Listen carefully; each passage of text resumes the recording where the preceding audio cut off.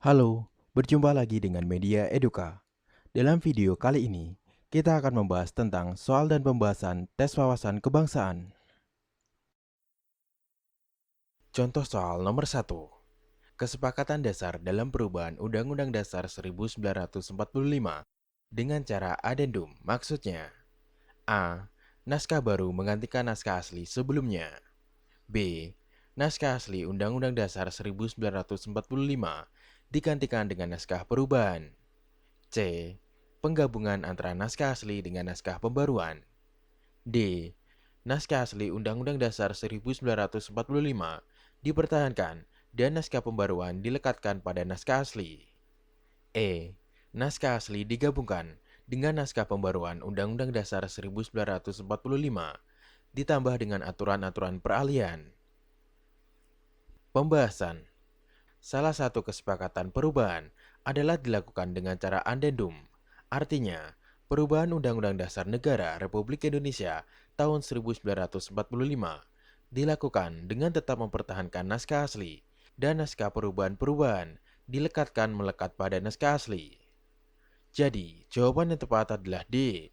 Naskah asli Undang-Undang Dasar 1945 dipertahankan dan naskah pembaruan dilekatkan pada naskah asli.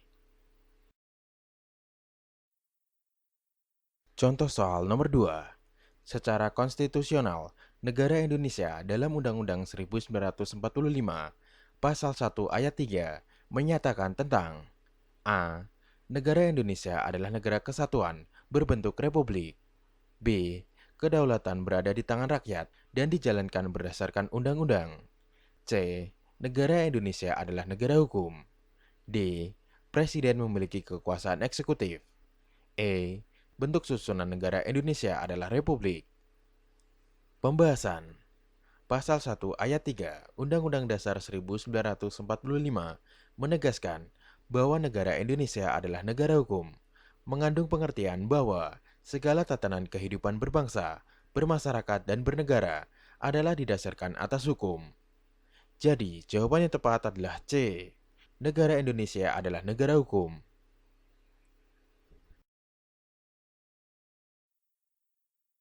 Contoh soal nomor 3.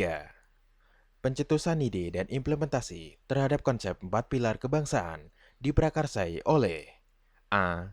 Megawati Soekarno Putri, B. B.J. Habibie, C. Taufik Kimas, D. Amin Rais, E. Samuel Simanjuntak. Pembahasan. Sejarah tercetusnya 4 pilar kebangsaan diprakarsai oleh Taufik Kimas, Ketua MPR yang terpilih secara aklamasi pada tahun 2009. Dari sinilah gagasan 4 pilar kebangsaan berawal. Gagasan ini dibuat untuk menunjukkan betapa pentingnya menjaga kesatuan dan persatuan serta mengamalkan Pancasila. Jadi, jawaban yang tepat adalah C. Taufik Kimas.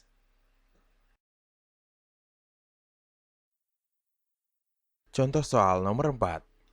Penetapan naskah Undang-Undang Dasar 1945 dilakukan oleh PPKI yang dilaksanakan pada A. Tanggal 17 Agustus tahun 1945, B. Tanggal 18 Agustus tahun 1945, C. Tanggal 16 Agustus tahun 1945, D. Tanggal 30 Mei tahun 1945, E. Tanggal 29 Mei tahun 1945. Pembahasan. Pada sidang pertama, tanggal 18 Agustus tahun 1945, salah satu keputusannya menetapkan Undang-Undang Dasar dan memilih Soekarno sebagai presiden dan Muhammad Hatta sebagai wakil presiden. Jadi, jawaban yang tepat adalah B. Tanggal 18 Agustus tahun 1945.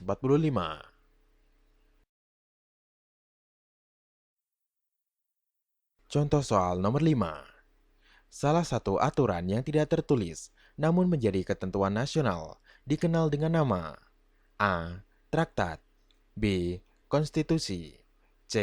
Konvensi, D. Dasar negara, E.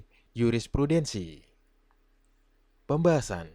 Secara umum, pengertian konvensi adalah norma dasar atau aturan-aturan dalam penyelenggaraan ketatanegaraan yang timbul karena adat istiadat, tetapi tidak bersifat tertulis. Dalam arti lain, yang dimaksud dengan konvensi adalah hukum tidak tertulis yang ada dalam konstitusi yang muncul karena kebiasaan. Jadi, jawaban yang tepat adalah C. Konvensi.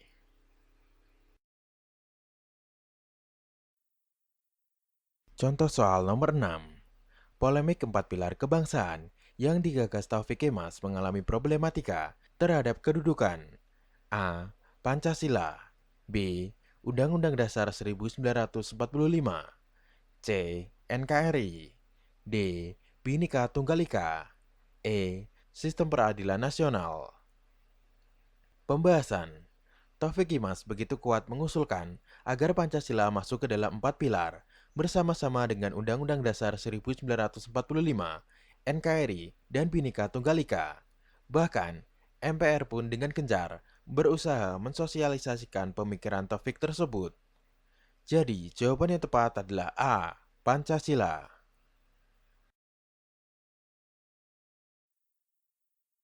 Contoh soal nomor 7. Atas berkat rahmat Allah yang Maha Kuasa adalah cuplikan pembukaan Undang-Undang Dasar 1945 alinea ketiga yang memiliki makna A. Momentum pernyataan kemerdekaan, B. Kemerdekaan harus diisi oleh program pembangunan, C. Kehidupan seimbang antara kebutuhan spiritual dan material, D. Motivasi luhur dan spiritual terhadap kemerdekaan, E. Kemerdekaan adalah tujuan akhir negara Indonesia. Pembahasan. Alinea ketiga di atas memuat bahwa kemerdekaan didorong oleh motivasi spiritual, yaitu kemerdekaan yang dicapai oleh bangsa Indonesia, merupakan atas berkat rahmat Allah yang Maha Kuasa. Ini merupakan perwujudan sikap dan keyakinan bangsa Indonesia terhadap Tuhan yang Maha Esa. Jadi, jawaban yang tepat adalah D. Motivasi luhur dan spiritual terhadap kemerdekaan. Contoh soal nomor 8. Sistem pemerintahan sesuai dengan teori John Locke ditetapkan di Indonesia dengan pembagian kekuasaan menjadi A. Kekuasaan legislatif, eksekutif, yudikatif, B. Kekuasaan legislatif, federatif, dan yudikatif, C. Kekuasaan eksekutif, federatif, dan legislatif, D. Kekuasaan eksaminatif, eksekutif, dan federatif, E. Kekuasaan eksaminatif, federatif, dan eksekutif. Pembahasan. John Locke adalah seorang filsuf dari Inggris yang menjadi salah satu tokoh utama dari pendekatan empirisme.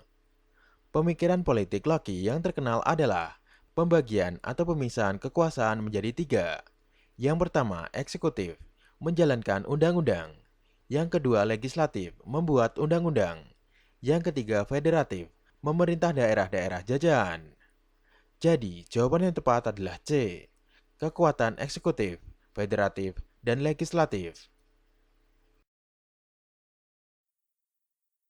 Contoh soal nomor 9. Ekstensi pilar kebangsaan dalam memahami keberagaman sesuai amanah Undang-Undang Dasar 1945 Pasal 18B ayat 2 adalah A. Menghormati keberadaan suku budaya sesuai kesatuan, B. Negara mengakui kesatuan hukum adat yang berlaku di seluruh wilayah Indonesia, C.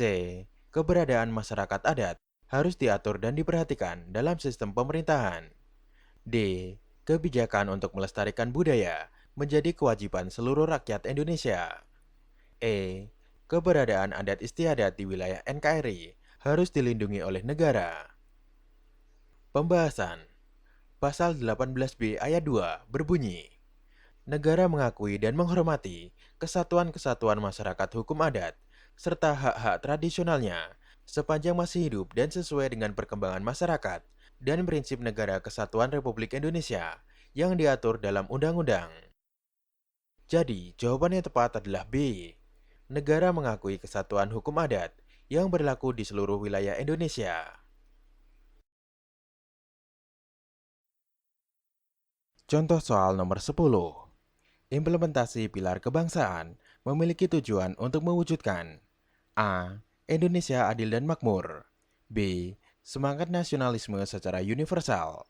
C. Nilai-nilai dasar negara. D. Perwujudan persatuan dan kesatuan. E. Sistem pemerintahan yang stabil. Pembahasan. Tujuan utama dalam pelaksanaan pilar-pilar kebangsaan diimplementasikan kepada seluruh warga negara, baik dalam lingkungan sekolah, masyarakat, dan bernegara, untuk mewujudkan nilai-nilai dari dasar negara Pancasila.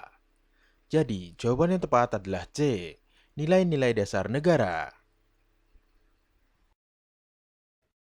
Terima kasih telah menonton video ini. Semoga bermanfaat untuk kita semua. Jangan lupa untuk like, share, dan subscribe